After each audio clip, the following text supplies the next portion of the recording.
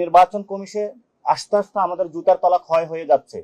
আপনারা যেভাবে বিভিন্ন সরকারি অফিসে যাচ্ছেন, সেই ক্ষেত্রে এই নির্বাচন কমিশন একটি রাজনৈতিক দলের নিবন্ধন পাওয়ার জন্যই তারা আমাদের জুতোর তলা ক্ষয় করে দিচ্ছে। কিন্তু আওয়ামী লীগের অনেকগুলো অ্যাসেট রেখে তারা চলে গিয়েছিল, এবং এই নির্বাচন কমিশনটা 15 বছর তারা নিজেদের মতন সাজিয়েছিল।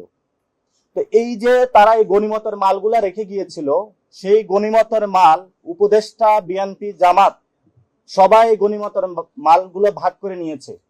এবং রাষ্ট্রের বর্তমান যে অবস্থা, এই ইলেকশন কমিশনও তারা গনিমতের মাল হিসেবে ভাগ করেছে। আর্মি এক ভাগ নিয়েছে, বিএনপি এক ভাগ নিয়েছে, জামাত এক ভাগ নিয়েছে। কিন্তু আমরা তো জনগণের একটা প্রতিষ্ঠান হিসাবে নির্বাচন কমিশনকে দেখতে চাই। এজন্য আমরা ওনাদেরকে বলেছি যে এটা 3-4 দল বা আর্মির অথবা ডিজিএফআই এর একটা আপনি গনিমতের মাল হিসাবে দেখবেন না যে আওয়ামী লীগ রেখে গিয়েছিল পুরা নির্বাচন কমিশন খালি। আপনি রুলস রেগুলেশনের মধ্যে আসতে হবে। দ্বিতীয় একটি বিষয় যে আপনারা জানেন যে ইতিমধ্যেই গুমের ঘটনায় আমাদের দেশপ্রেমিক সেনাবাহিনীকে যারা কলঙ্কিত করার প্রচেষ্টা চালিয়েছিল, তাদেরকে আদালতের পর্যবেক্ষণে এসেছে এবং তাদেরকে সেখানে তারা গৃহবন্দী হয়েছে।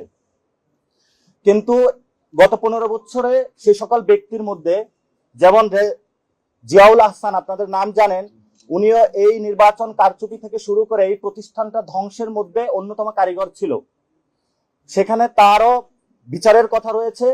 তেমনি ভাবে আজকে আমরা বলেছি গত 15 বছরে এখানে যারা নির্বাচন কমিশনে এই সকল কার্যক্রমের সাথে সংশ্লিষ্ট ছিল তাদেরকে বিচারে আওতায় আনানোর জন্য। কিন্তু ওনারা আমাদেরকে যে উত্তরটা দিয়েছে, নতুন কোনো রিক্রুটমেন্ট হয় নাই। ফলত ক থেকে ক এর জায়গায় খ দিয়েছে, খ এর জায়গায় গ দিয়েছে, ইন্টারচেঞ্জ করেছে। কিন্তু নির্বাচন কমিশন আগের যে পরিস্থিতিতে রয়েছে সেই পরিস্থিতিতে রয়েছে।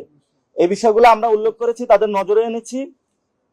আরেকটি বিষয় হলো এই যে গণতান্ত্রিক যে যাত্রা আমাদের, এই গণতান্ত্রিক যাত্রায় আমরা নির্বাচন কমিশন কোন নির্দিষ্ট ধর্মের কাছে দিতে চাই না, কোন ধর্মীয় রাজনৈতিক দলের কাছেও দিতে চাই না, অথবা কোন ফ্যামিলির কাছেও আমরা এই নির্বাচন কমিশন বর্গা দিতে চাই না। আমরা চাই নির্বাচন কমিশনটা জনগণের হবে।